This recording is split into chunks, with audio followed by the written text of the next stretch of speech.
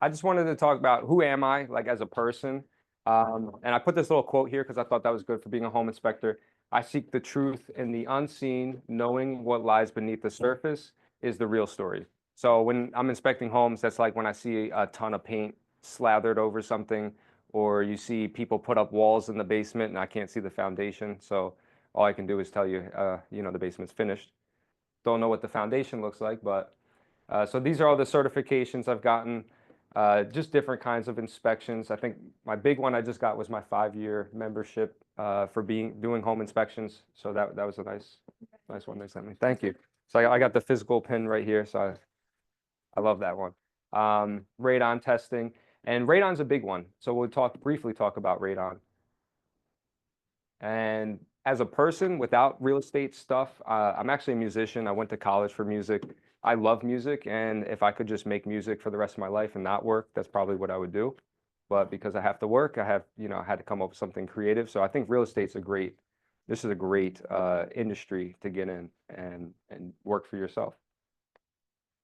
Wait, you have music on Spotify? Oh yeah, all streaming. I have music on all streaming platforms. Just put my first and last name in there. Thank you, Sakia.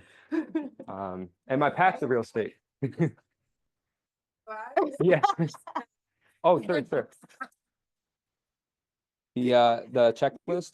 Oh no, she's trying to scan your music. You Oh. later because that's Yeah, that's not yeah. even in the song. That was the same one. Yeah. So, and I'll talk about my path to real estate because it is kind of like crazy. Like, how does a musician, right, go to inspecting homes? So I had a 4-year degree in audio engineering. I was actually an audiobook engineer, producer, director for 5 years. And I say I was forced to hear real estate and self-help books because that nobody else wanted to work on that stuff. But I found it pretty interesting. And I got to work on people like Grant Cardone. I don't know if you guys know him. Mike Michalowicz, Dan Locke, and Tony Robbins clones. So all these guys like Joe Vitale who show you how to make money appear.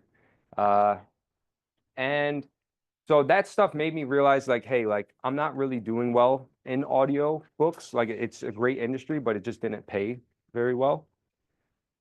But these books were kind of showing me like there's another way. There's something that you can do. And so I started to take the advice of the book seriously. I showed up to work early, I stayed late. But then I realized like that was doing it to the wrong thing. Like you need to apply it to something that's worth it.